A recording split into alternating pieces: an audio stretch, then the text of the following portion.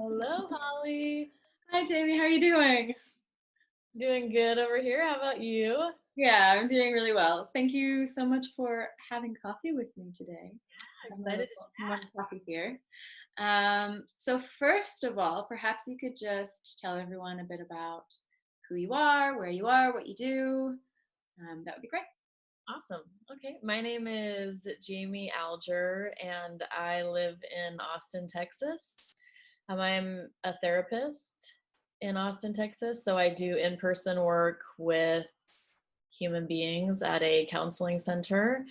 And I also do coaching online, which allows me to work with people in different parts of the world. And we tend to focus on creativity and expression. And I'm a creative myself, and it's a vulnerable path, so supporting people in sharing what they are here to share with the world. And um, yeah, all of the roadblocks that can come up during that process. Yeah, which I'm sure we're all aware of how many roadblocks can come up during that process. Right, the path of creativity is like the path to personal growth. Like the more you step into it, you have to grow. Yeah, it's sort of grow or don't create the thing and then get upset that you didn't create the thing. Exactly. Yeah. So, as a therapist, I was really keen to chat with you and get your perspective on what's going on in the world right now. How has your job changed? Are you less busy? Are you busier than before? What's your world like now compared to say like 3 or 4 months ago? Yeah, I am less busy. So I would say the name of the game as a therapist who is, here to support people in feeling safe and seen and heard. I've really had to meet people where they're at. And a lot of people have lost their jobs, or they're waiting for unemployment and Yeah. can't get through, and there's so much uncertainty and such a pause in their way of being that it's almost like I've experienced just a freezing in people, like afraid to spend money, afraid to do much of anything, because it's just such an unknown time. So a lot of clients have decided to pause. Do I think that this is the best emotional choice for them? In some ways, yeah, because of the financial strain. But I also think this is probably a time when people need more support. Yeah. And they a lot of people don't necessarily feel safe to give themselves that support right now due to lack of resources. So Right. that's Yeah, it's really, really tough. And I love that you brought that up actually, because it was something that I've been thinking about of like, there's a lot going around of like, reach out and get support. And it's like, well, yes, but do you ask people to do their work for free and lose their income? Or do you ask someone to spend all of their money and then, it's a really hard balance of everyone needs to somehow earn a living and everyone needs to somehow get through this. So I'm Totally. wondering, And that's the thing is like, do I shift my business structure, offer a sliding scale, and would I yeah, do that for everyone, or would I, it's like, how do you navigate that? yeah. So how are you navigating it? What kinds of things are you doing or thinking, or because it's a pretty big change? In my personal life? Yeah, like in your personal life and in your career, like how are you navigating that, working out what to do? Have you ever gotten stuck in that, or do you kind of let it in and then let it out? Like, is there anything that you suggest? Yeah. Yeah. Um, I go back and forth between a lot of different emotions, feeling frustrated and stuck and down. And then I go into the other end of the spectrum and seeing the silver lines. And um, it's almost like when things fall apart in your life, I think it's J.K. Rowling that says rock bottom became the foundation upon which I built my life.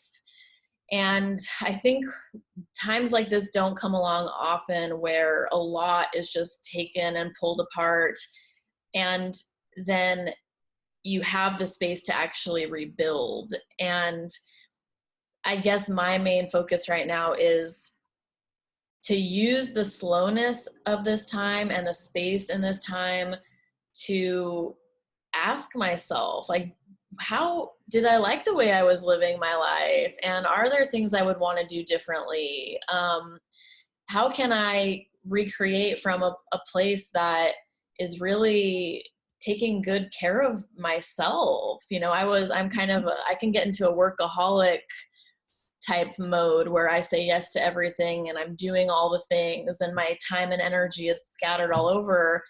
And now it's like, I might want to do that a little bit differently. My priorities are starting to look a little bit different. Maybe I want to take a few days out of my calendar for nothing and spend more time in nature. I'm realizing, when the money and all the things are kind of pulled away for a while, you're tapped back into things that really matter, like creativity and nature and all these things that are more fulfilling on a soul level.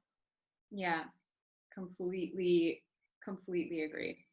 And I think one of the weird things about this time is it's like such a dichotomy of, there's so many extremes happening of people who are still working and working harder than ever because their business is online already and they are drowning in work. And then there are people that have literally nothing and all the time. And it's like you get these, it's such an extreme situation for so many people.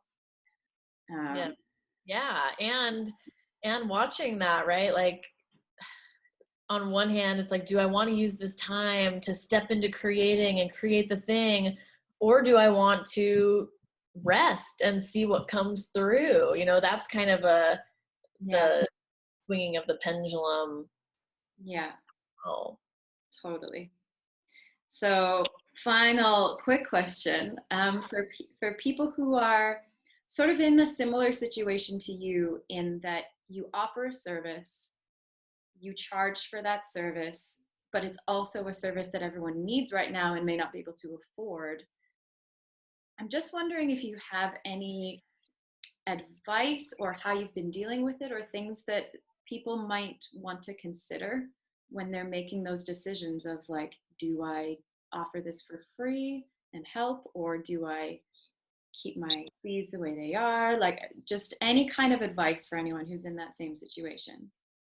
yeah. I think really the name of the game right now is tuning into what feels best for you. I think it's interesting being a therapist because anyone in the helping profession obviously cares a lot about supporting other people.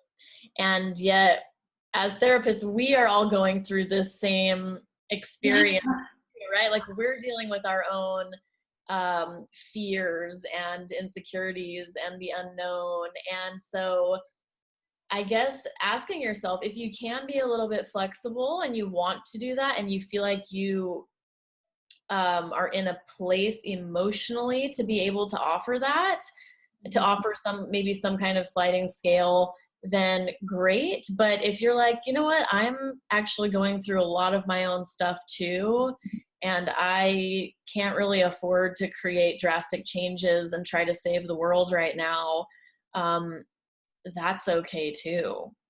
Yeah. And I'm 100% positive that at least a few people listening to this, that will be a relief to them. Because I think it's sort of I've seen a lot of pressure for people who are in, mental health or physical health, like all caring professions. There's a lot of pressure for them right now to sort of take care of everyone. And a lot of people are assuming like, well, you're a therapist, so you have it all together. um, No, we don't. true. It's all people, and I think there's a lot of misconception sometimes about you're a therapist, everyone needs your help, like step it up, this is your time. So Exactly. And sometimes being there for yourself is modeling well-being to other people. You know, if I'm a therapist and I'm modeling that, my main role is to save the world and forget about myself, like what am I actually modeling?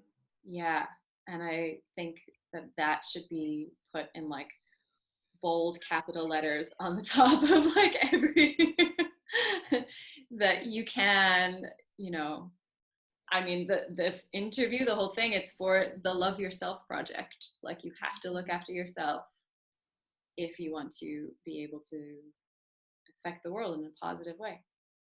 So, Totally. yeah.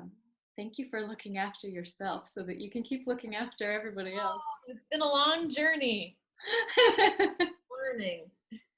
Ongoing, as every one of our journeys is right now. Totally. So, yeah, we'll leave it there and I'll let you get on with whatever you have in store for your day. Awesome. And Thank you, yeah, Holly. thank you so much for joining me. It was really, really lovely to talk to you. Yeah, cool to be a part of this. Thank you.